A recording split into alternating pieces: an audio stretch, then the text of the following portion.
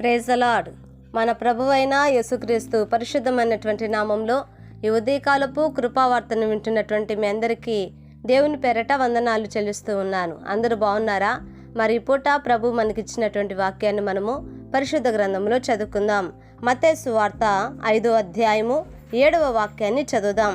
మత్తయి సువార్త 5వ అధ్యాయము 7వ వాక్యాన్ని చదువుదాం. కనికరము గలవారు ధన్యులు, వారు కనికరము పొందుదురు. హల్లెలూయా. నా దేవుని బిడ్డలారా, గమనించండి. ఇక్కడ మనం ఈ యొక్క వాక్యాన్ని గమనిస్తూ ఉన్నప్పుడు కనికరము గలవారు ధన్యులు అని ఇక్కడ రాయబడి ఉంది. మరి ఎవరు ధన్యులు అంటే వాక్యం అంటుంది కనికరము కలిగినటువంటి వారు ధన్యులట. నా దేవుని బిడ్డలారా, మరి ఇతరుల మీద కానివ్వండి, లేకపోతే లోకములో మరి బలహీనులుగా ఉన్నవాళ్ళు, మరి తల్లిదండ్రులను కోల్పోయినటువంటి వాళ్ళు, మరి పాపములో నశించిపోతున్నటువంటి వాళ్ళు, వీళ్ళను చూసినప్పుడు వారి మీద మనము కనికరము చూపాలని దేవుని వాక్యము సెలవిస్తూ ఉంది. ఎందుకనంటే మన ప్రభువు కూడా కనికర పూర్ణుడు కనుక మరి గొర్రెలు కాపరి లేనటువంటి గొర్రెలుగా ఉన్నటువంటి గొర్రెలను చూసి మరి ఆయన కనికరము చూపించినట్లుగా వాక్యంలో మనం చూస్తూ ఉన్నాం. మనము ఇతరుల పట్ల మనం కనికరం చూపటం వల్ల మనకు కనికరాన్ని మనము పొందుకుంటామంటండి. హల్లెలూయా.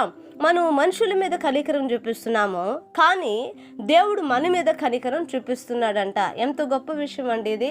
మనము చేసేది, మనం చూపించేది మనుషులకైతే దేవుడు మనకు అటు కనికరాన్ని మన మీద ఉంచుతున్నాడట. కనుక ఈ యొక్క వాక్యం ఉంటున్నటువంటి నా దేవుని బిడ్డలారా, మరి ఎవరి విషయంలో కానీ కఠినముగా మనం ఉండక, కఠినముగా మనం ప్రవర్తించక, మనం కనికరం కలిగి ఉన్నట్లయితే మహాదేవుడు మనకు ఆయన తన కనికరమును చూపిస్తాడు.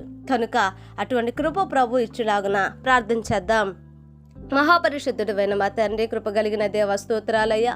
ఉదయ కాలం ముందు నీ మాటలు వినటానికి విరిచిన కృపను బట్టి నీకు వందనాలు. నిజమే నా ప్రభా, నువ్వు కనికరము కలిగిన దేవుడు కనుకనైనా మమ్మల్ని కనికరించండి. మేము కూడా ఇతరులను కనికరించేటువంటి మనసునైనా మీరు మాకు దయచేయండి. కాఠిన్యమును అయినా తీసివేనా ప్రభా, కోపతాపాలను మీరు తీసివేనైనా మా హృదయాలను నా తండ్రి నా ప్రభా కరుణతో మీరు నింపమని దేవాని చేతికి అప్పగిస్తూ యేసు నామమున అడిగి వేడుకొంచున్నాము తండ్రి, ఆమేన్. Praise the lord. దేవుని కృప మీకు తోడై ఉండును కాక.